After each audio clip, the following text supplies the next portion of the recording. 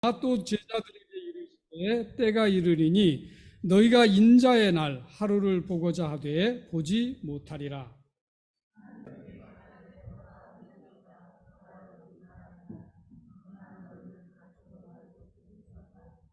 번개가 하늘 아래 이편에서 번뜩하여 하늘 아래 저편까지 비침같이 인자도 자기 날에 그러하리라.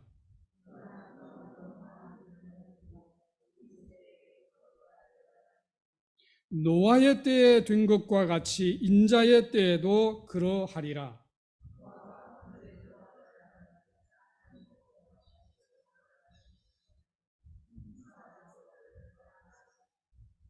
또 노새 때와 같으리니 사람들이 먹고 마시고 사고 팔고 심고 집을 짓더니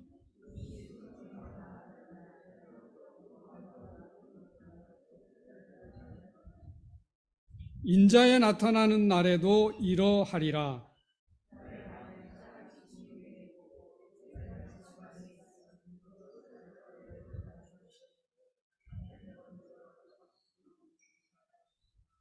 함께요. 노새철을 생각하라.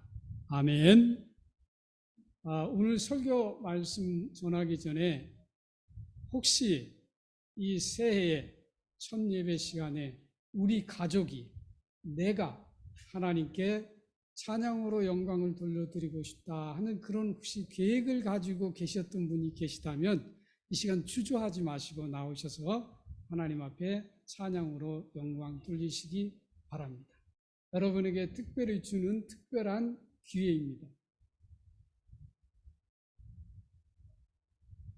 10초만 셀까요?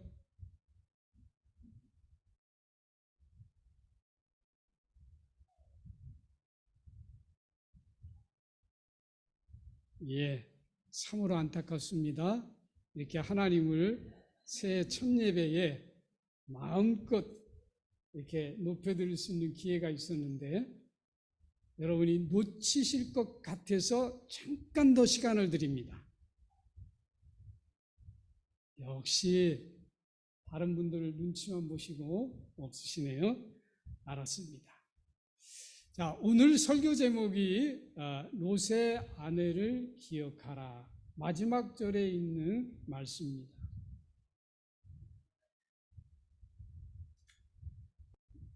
오늘 본문 말씀은 이 세상에만 집착한 나머지 하나님을 잃어버리고 살아가는 우리들에게 주시는 주님의 엄중한 경고의 말씀입니다.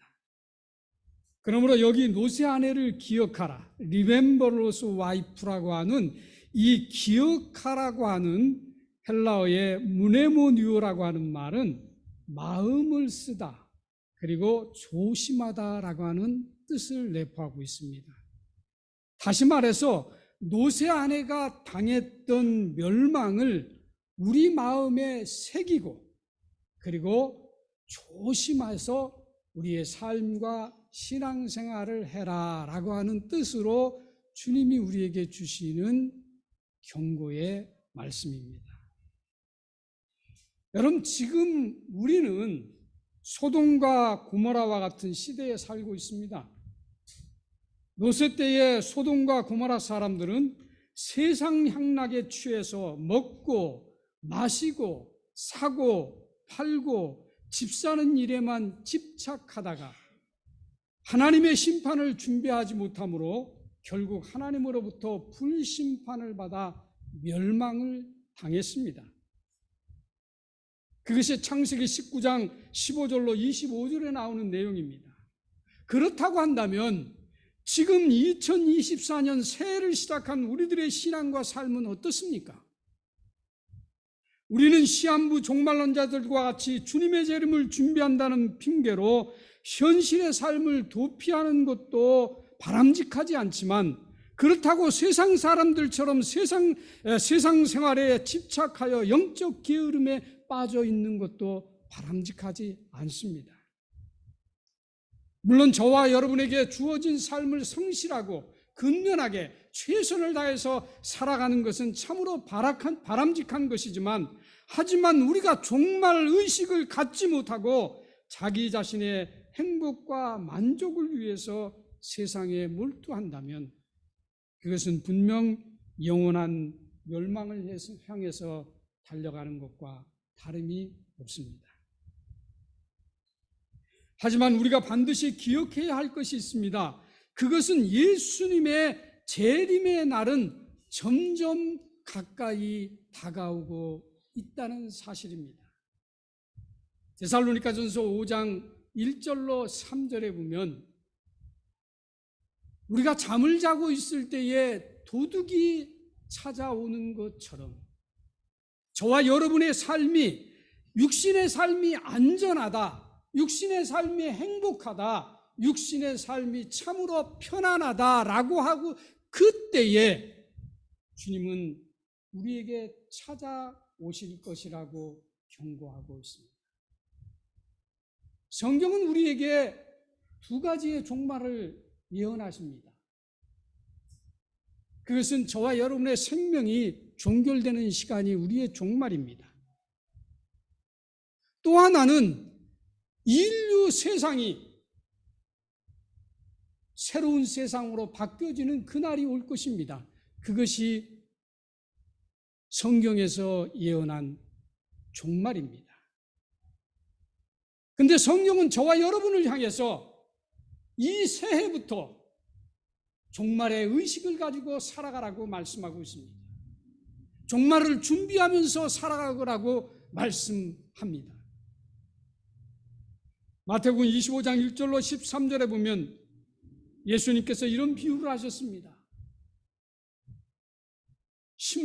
신랑이 언제 올지 모르니 너희가 등불과 기름과 등불을 준비하고 신랑을 예비하라.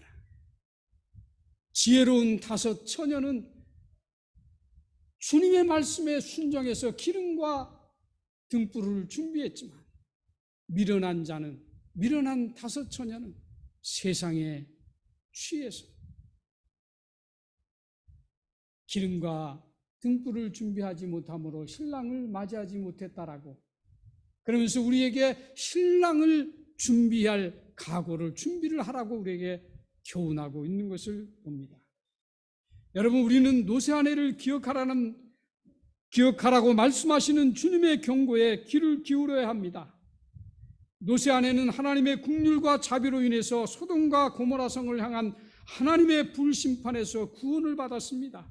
하지만 소돔성에서 나오는 중에 하나님의 경고의 말씀을 무시하고 뒤를 돌아봄으로 말미암아 소돔 기둥이 되어서 죽었다라고 성경은 말씀합니다.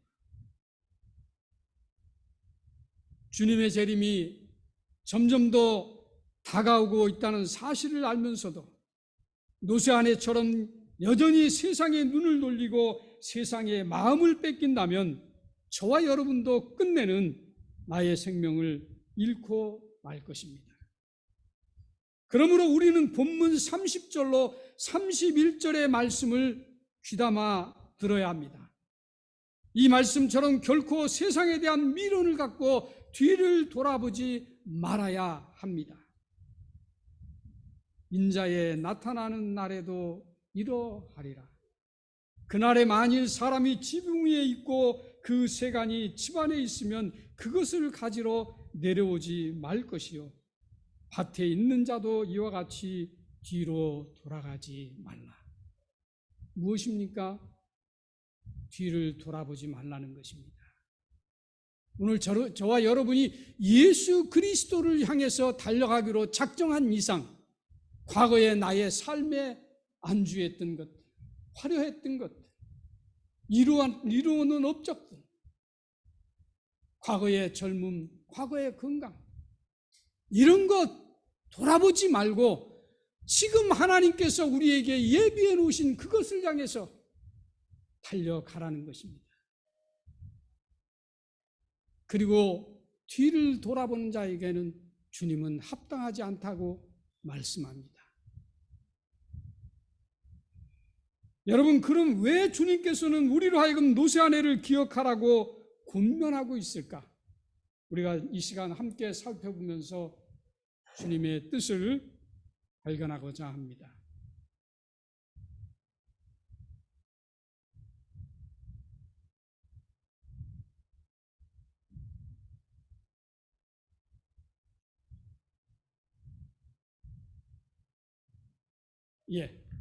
첫 번째,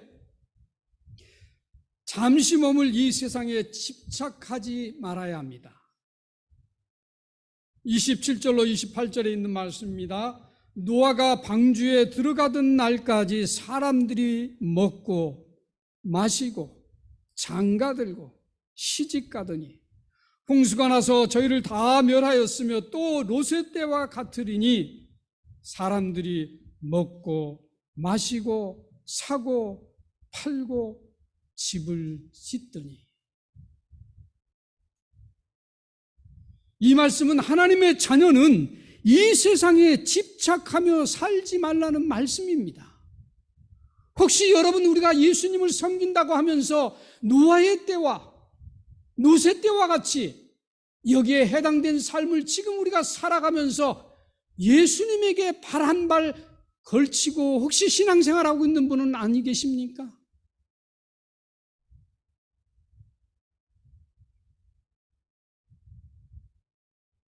노아의 시대나 롯의 세대의 사람들의 생각은 온통 세상 일에 집중되어 있었습니다.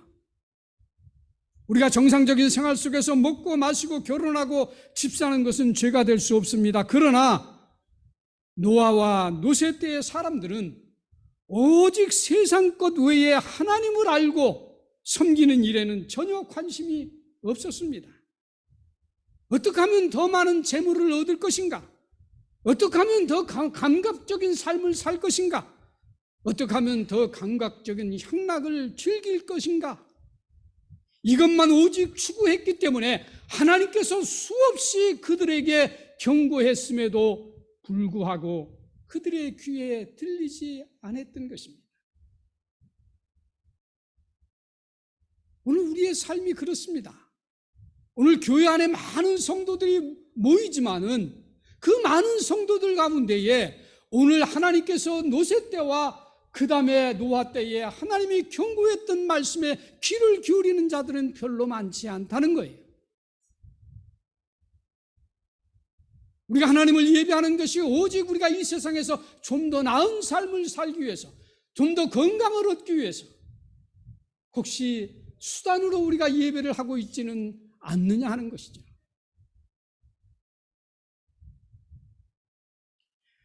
또한 그 시대는 사람들의 죄악이 극에 달했다고 창세기 6장 5절에 말합니다. 그러므로 노아의 시대에는 하나님의 아들들이 사람의 딸들의 아름다움을 탐해서 결혼했습니다. 이 하나님의 아들들이라고 하는 것은 창세기 4장 25절에 나오는 말씀인데요. 아담에게 아들이 둘이 있었죠. 가인과 아벨. 그러나 세 번째 아들을 낳습니다. 그가 누구냐면은 바로 셋입니다. 그 계통에 낳은 자녀들이 가인에게서 낳은, 가인은 아벨을 죽인 살인자지요. 가인에게서 낳은 딸들을 사랑했다는 거예요. 그리고 그들과 결혼을 했다는 것입니다. 그러나 하나님이 원하시는 것이 아니었습니다. 왜요? 당시에는 죄악이 관영했기 때문에. 죄악이 관영한 사람들에게 하나님의 말씀은 그들의 귀에 들려오지 않았고 하나님의 말씀을 실천하고자 하는 의지조차도 없었던 것입니다.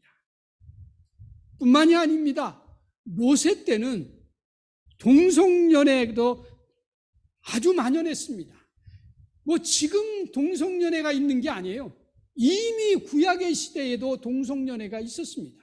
근데 성경은 하나님은 동성연애를 큰 죄로 여깁니다.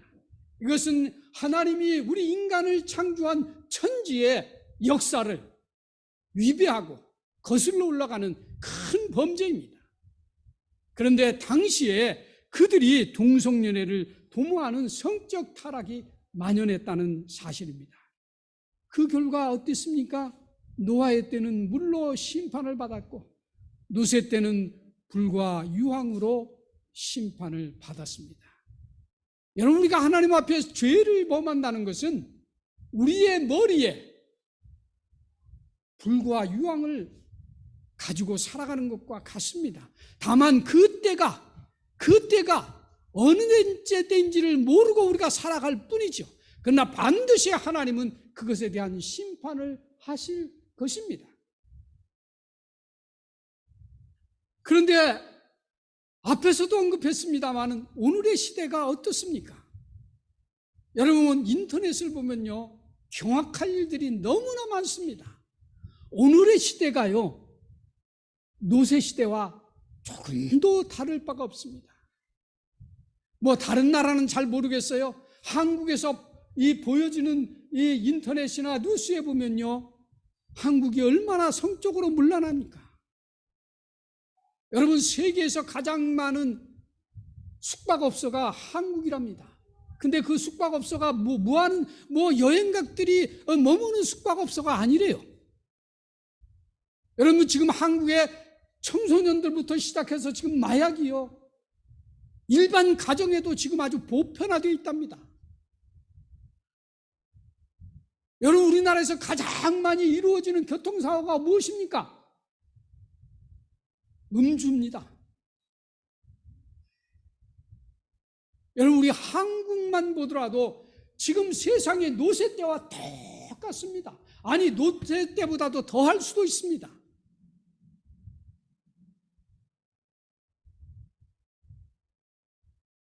근데 우리가 그런 시대를 보면서 그 시대가 이러니 우리가 사는 시대가 이러니 어쩔 수 없지 않느냐라고 우리가 생각하면서 혹시 살아가고 있지는 않습니까? 그럼에도 불구하고 성경은 우리에게 말합니다. 우리는 세상의 유혹에 욕심에 빠지지 말고 그것을 쫓지 말라고 말씀합니다. 왜요? 이 세상은 저와 여러분이 잠시 머물 세상이기 때문에 그 이후에는 반드시 무엇이 있다고 말씀했죠? 심판이 있을 것이다.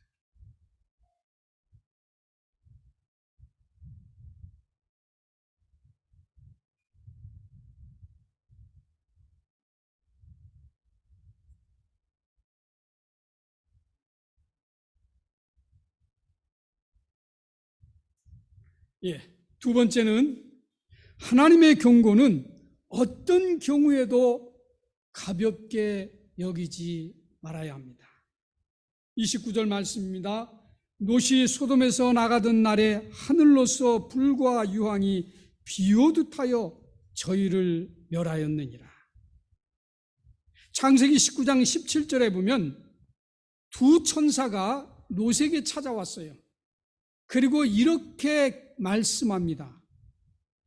도망하여 생명을 보존하라.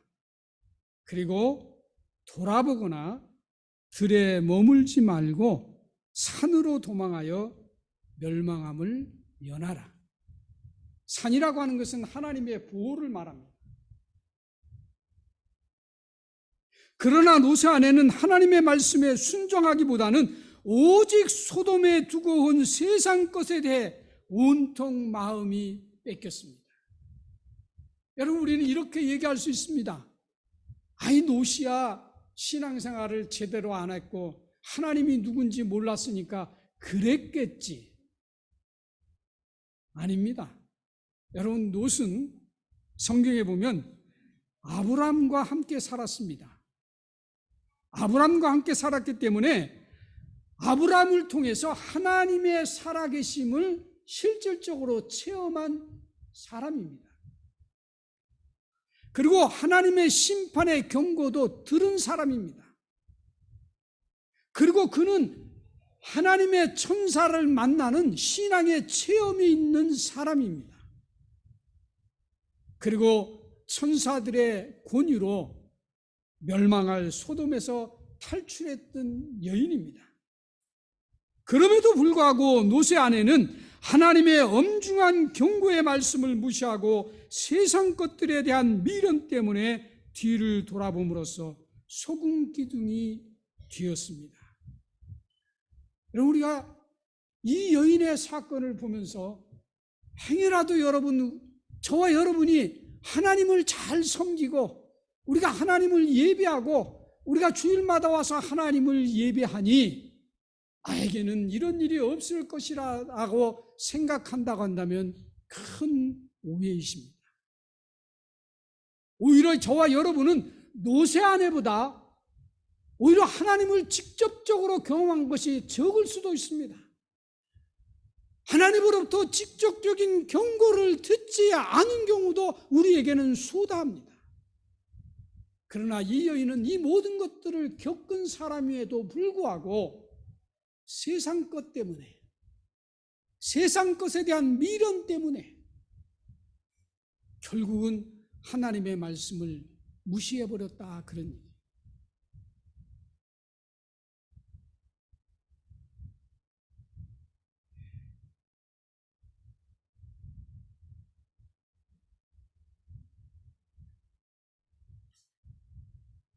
그럼 왜 우리는 뒤를 돌아보지 말아야 할까요?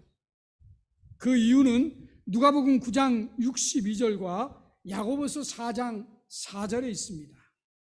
예수님이 말씀하십니다.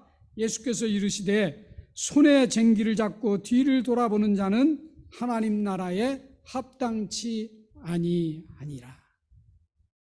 여러분이 농사를 지면서 뒤를 돌아보는 것이 합당치 않다는 말씀이 아니라 여러분이 신앙생활을 한다고 하면서 과거의 것 잊지 못하고 그 습성 그대로 과거에 즐기던 거 다 즐겨가면서 과거에 하던 거 다 해가면서 여러분과 제가 하나님을 지금 예배하고 있다고 한다면 그것이 바로 쟁기를 끌고 뒤를 돌아보는 사람이다, 그런 얘기예요. 그래서 바울은 뭐라고 말했습니까?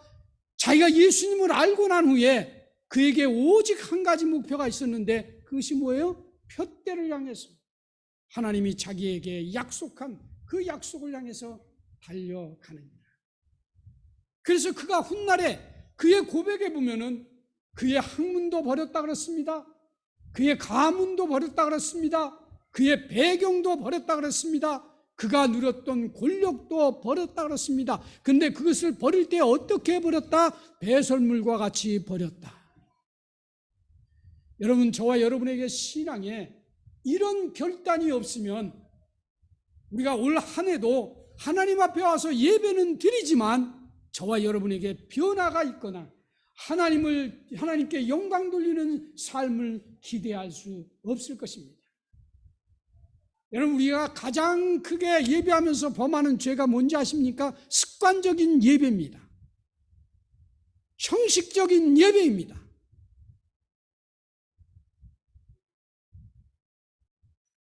하나님은 저와 여러분의 예배를 통해서 오직 영광을 받으시기를 원하시는데 우리의 예배가 습관적이고 그리고 전통적이고 그리고 형식적인 예배를 하나님 앞에 드린다고 한다면 하나님은 우리를 통해서 영광을 받으실 수도 없을 뿐만 아니라 저와 여러분의 삶을 통해서 우리의 변화 있는 삶을 하나님 앞에 드릴 수 없다는 사실입니다.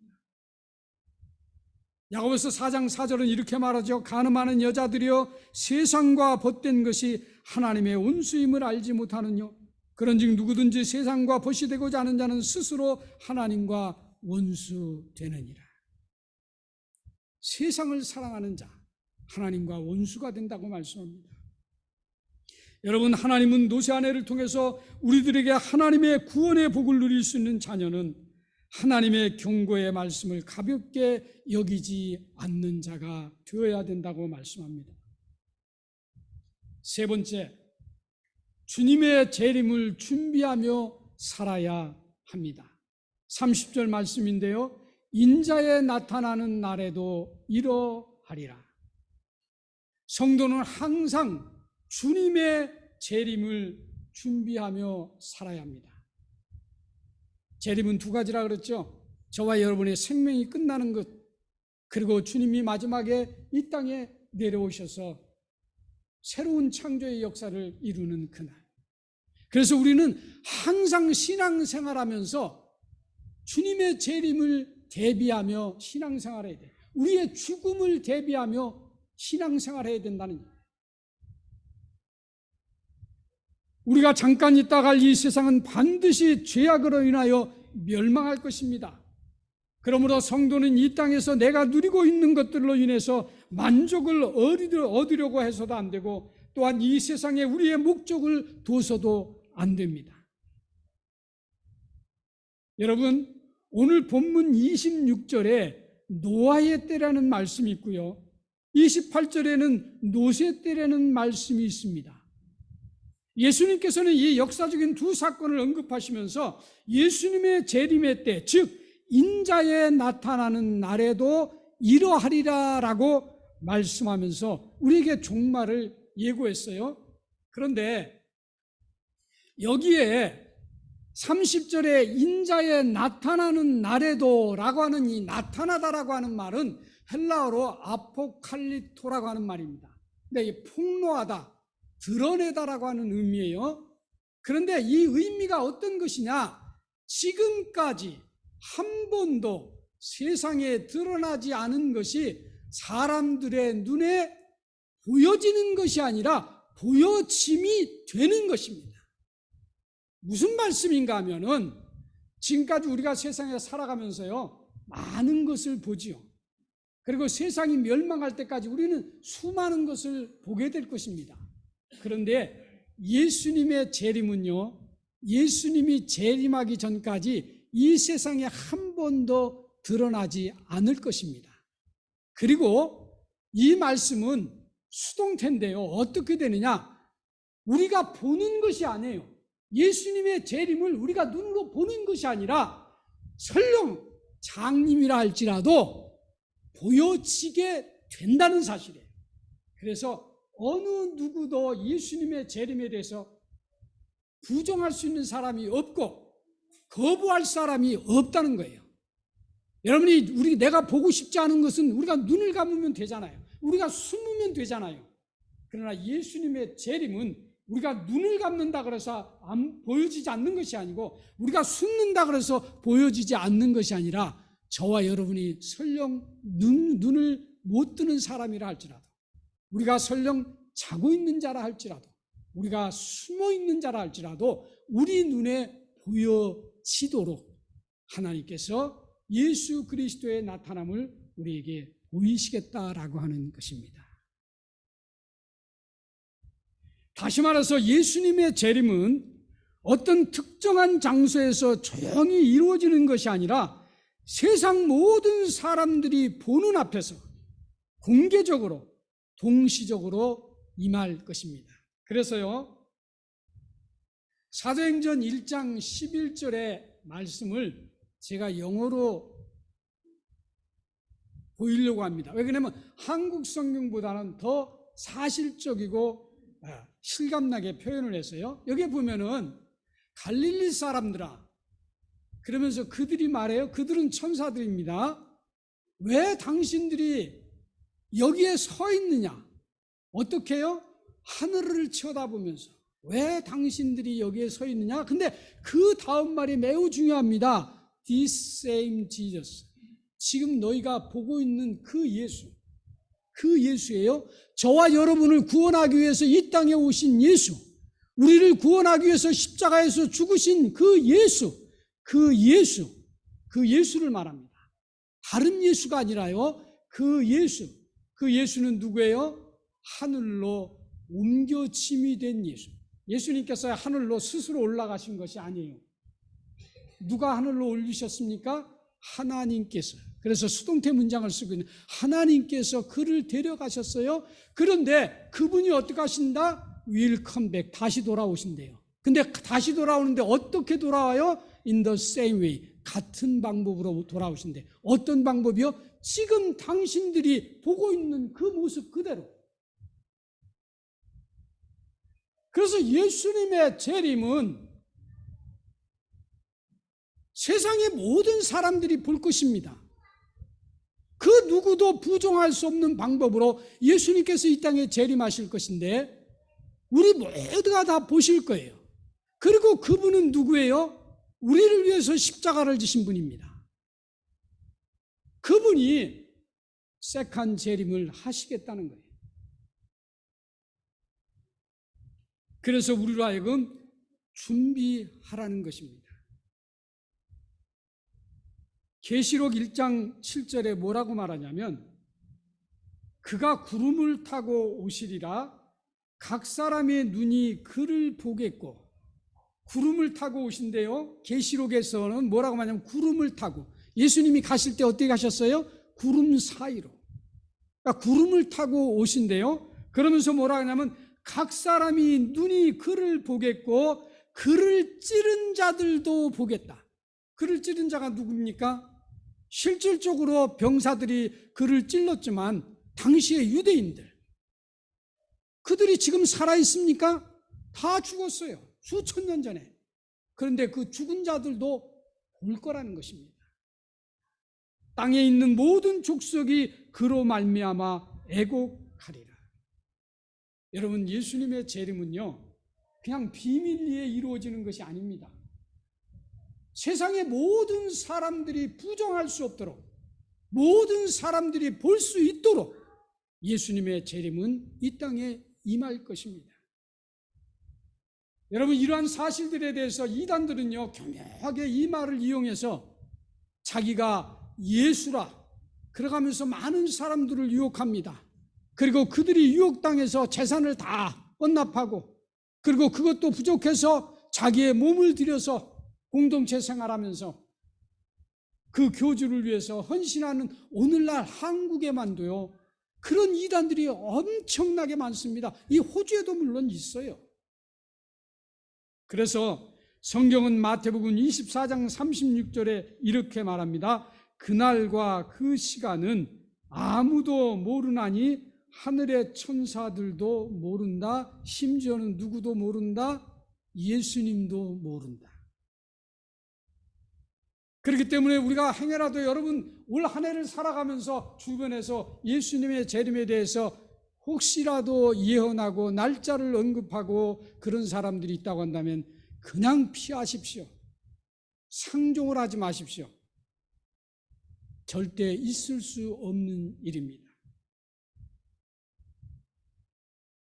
또한 34절로 35절에서 아까 언급했던 것처럼 예수님의 재림은 동시적이고 세계적이기 때문에 어떤 나라에는 밤에, 어떤 나라에는 낮에 예수님의 재림이 임할 것입니다. 자는 자들은 일어날 것이고 눈을 뜬 자들은 보게 될 것이고 어떤 형태로든 죽은 자들도 예수님의 재림을 그 현장에서 목격하게 될 것입니다. 여러분, 이것은요, 과학적으로도 세상에 어떠한 지식으로도 증명할 수 있는 것이 아닙니다.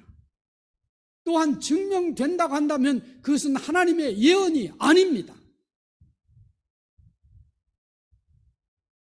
그러므로 우리는 예수님께서 오늘 노새 아내를 기억하라고 말씀하시면서 우리에게 종말을 예고하면서 준비하라고 하신 이 말씀을 우리가 소홀히 여겨서는 아니 됩니다. 이 말씀을 부여잡고 올 한 해 동안도 열심히 최선을 다해서 달려가야 합니다. 말씀을 정리합니다. 여러분, 오늘 말씀은 위험한 세상에 노출된 우리들을 구원하기 위한 하나님의 음성이며 경고입니다. 그러므로 우리는 하나님 말씀에 귀를 기울여서 이 세상 것에 절대로 매이지 말아야 합니다. 세상은 온갖 좋은 것들로 저와 여러분을 유혹합니다. 그리고 화려한 세상을 향해서 우리가 눈을 돌리는 순간 저와 여러분은 소금 기둥이 될 것입니다. 우리의 마음이 굳어져 간다, 그런 얘기예요. 하나님을 향한 우리의 마음이 굳어져 간다는 거예요. 소금 기둥이라고 하는 것은 저와 여러분이 세상을 바라보고 세상에 취해가면 갈수록 우리가 하나님을 향한 우리의 마음이 굳어져 간다는 거예요. 그리고 이런 사실을 경계하기 위해서 로마서 12장 2절에 이렇게 말씀합니다. 너희는 이 세대를 본받지 말라. 오직 마음을 새롭게 함으로 변화를 받으라. 하나님의 선하시고 기뻐하시고 온전하신 뜻이 무엇인지 분별하라.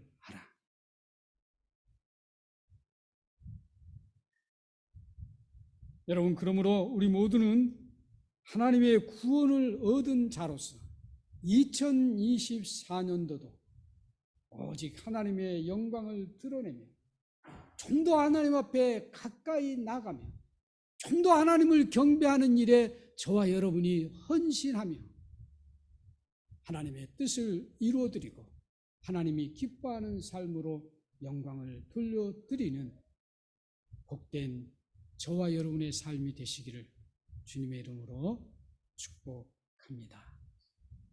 기도합니다.